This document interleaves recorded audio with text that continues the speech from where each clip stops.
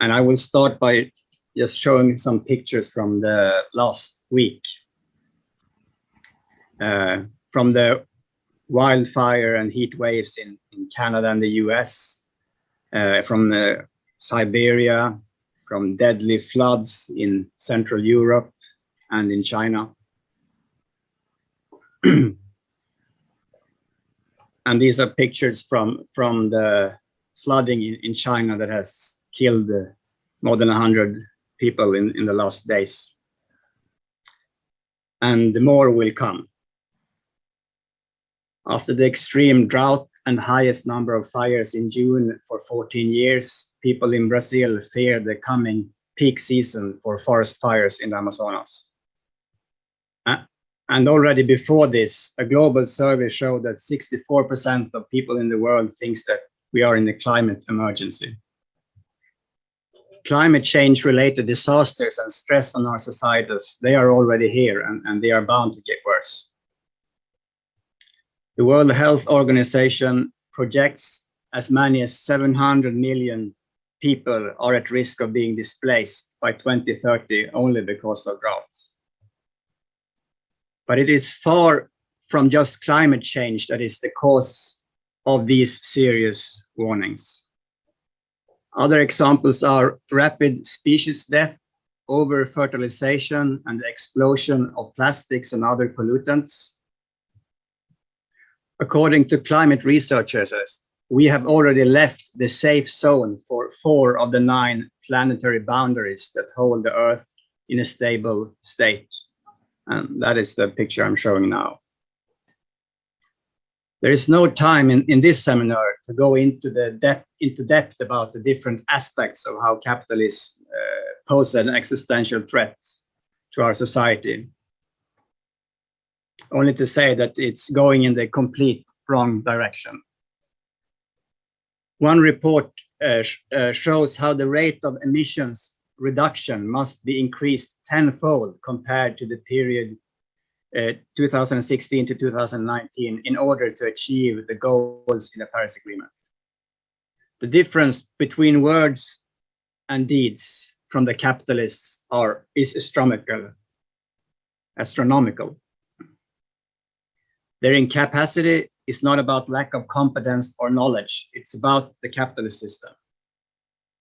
Capitalism means that nature is treated as a free and infinite resource, and investment goes where profit can be maximized.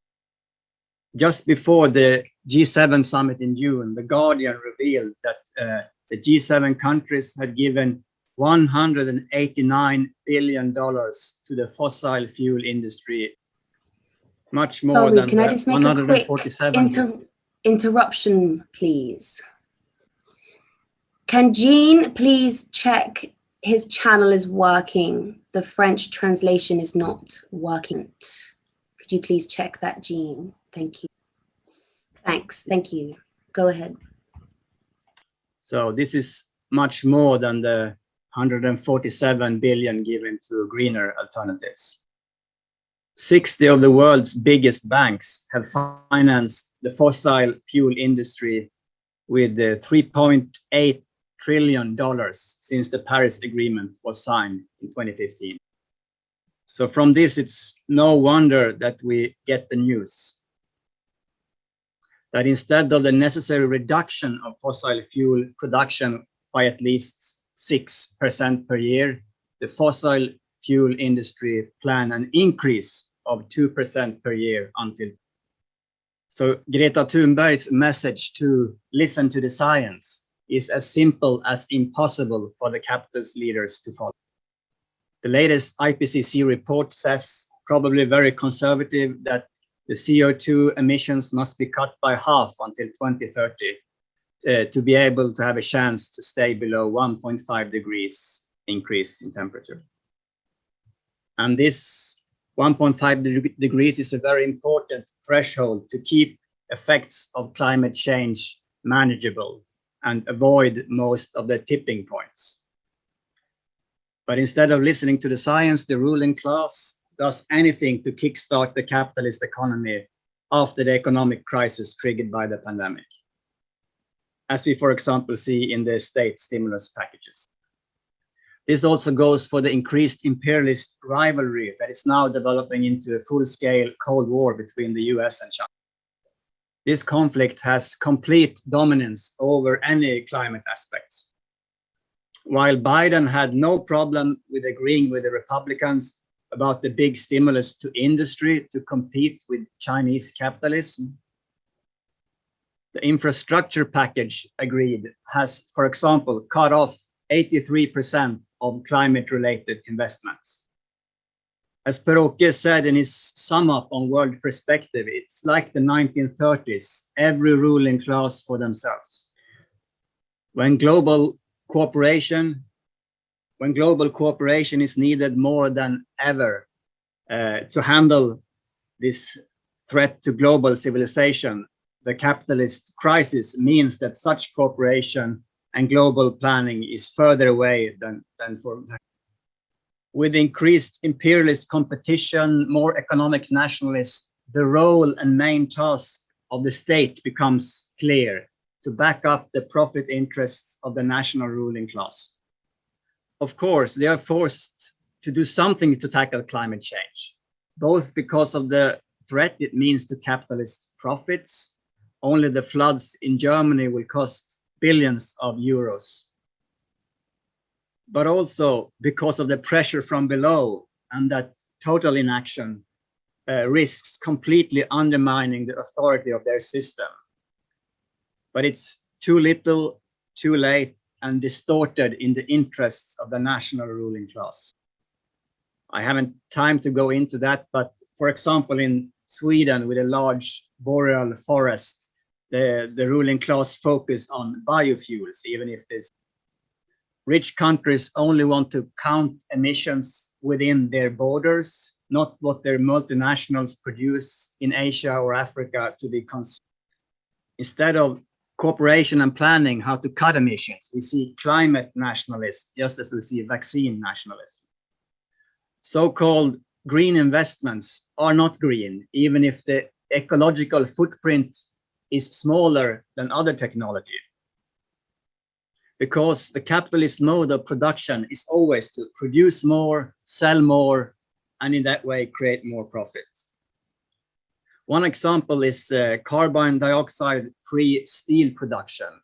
Steel accounts to 7% of global emissions. While this technology is a big step forward, it's still completely unsustainable to produce the same amount of steel process because of the extreme need of electricity. Today, 1.2 billion tons of steel is made from iron ore every year. To make this production fossil-free, it would need almost 5,000 terawatt hours of energy every year. That's more than the total electricity production in the whole of the US. However, today, only 30% of produced steel is reused. So with production planned for reuse of all steel, steel production from iron ore could be greatly reduced. Green investments are also distorted for profit.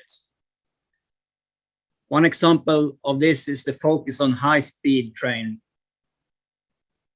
Expanding normal train services would make huge difference in moving transport away from roads.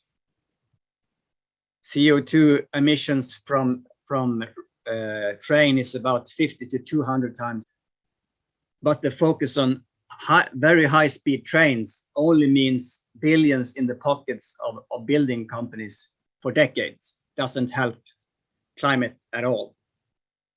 So the destruction of nature is built into capitalism because of its way of functioning, where profit and capitalist competition drives the development.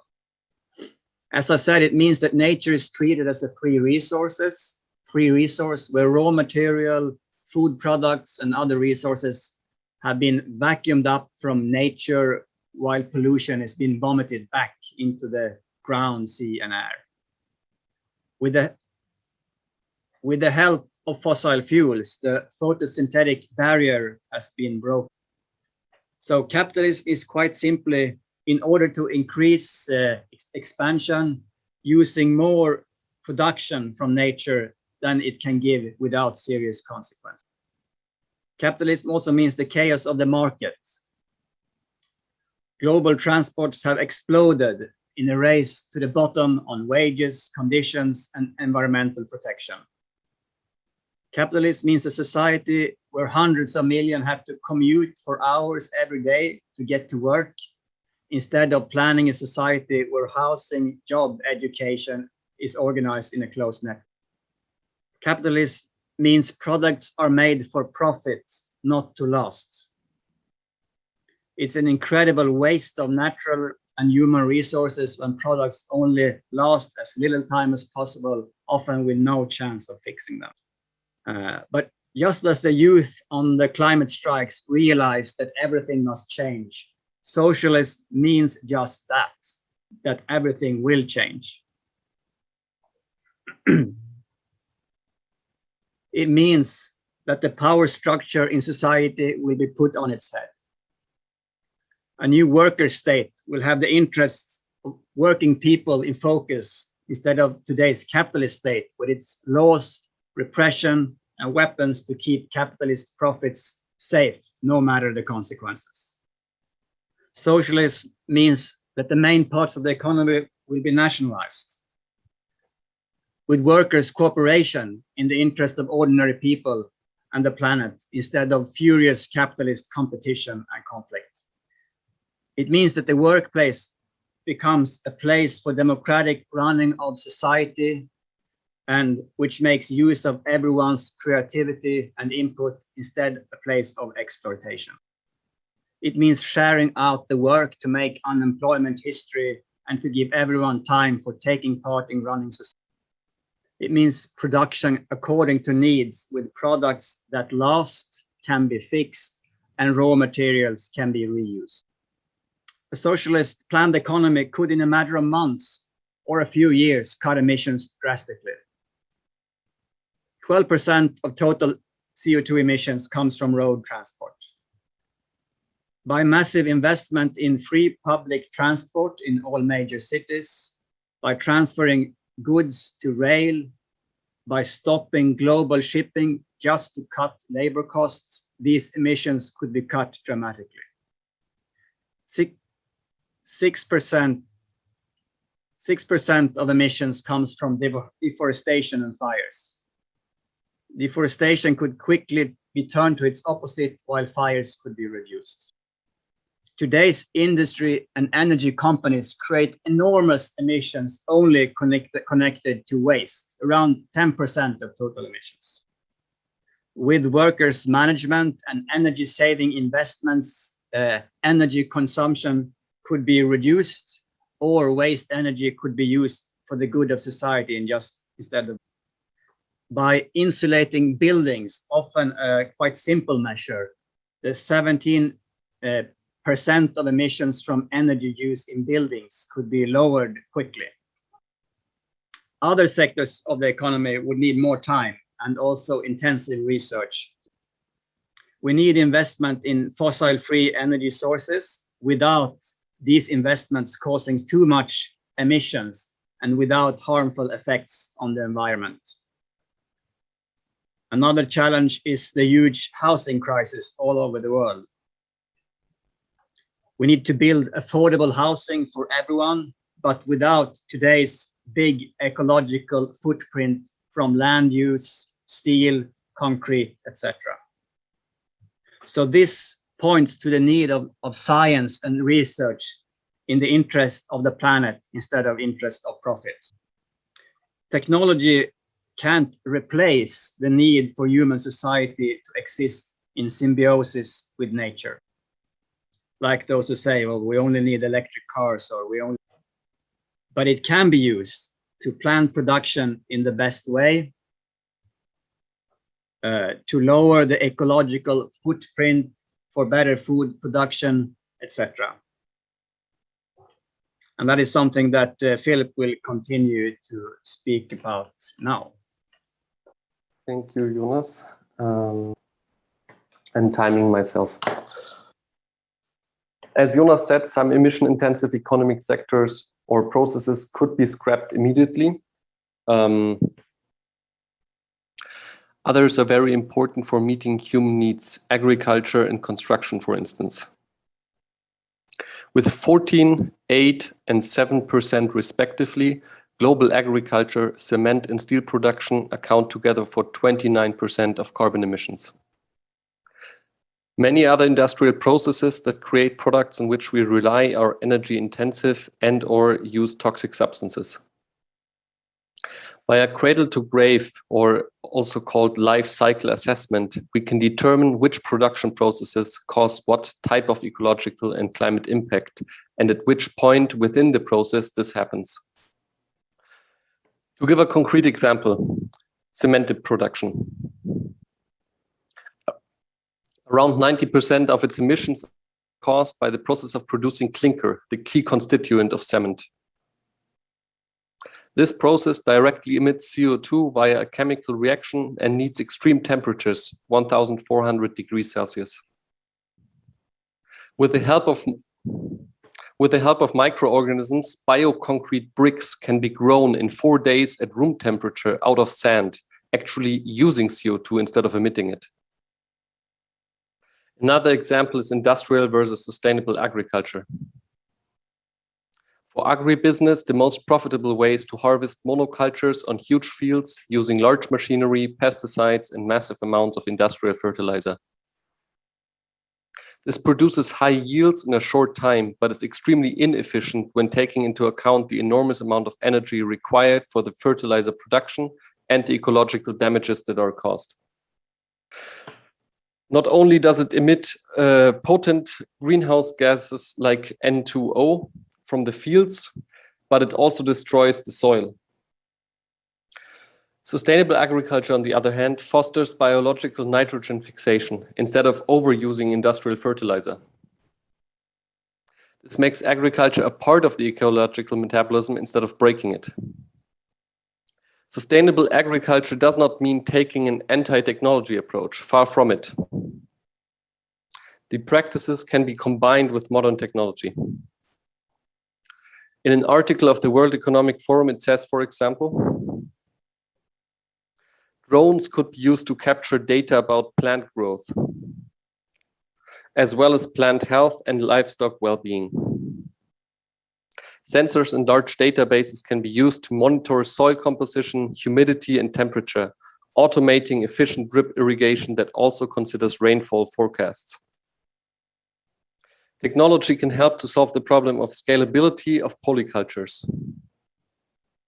That is where you plant multiple crops on the same space that help each other. This would be a key step on the way to large-scale and high-yield sustainable agriculture. To limit the climate crisis and heating as much as possible, we will certainly need to plan gigantic ecologization and cleanup programs.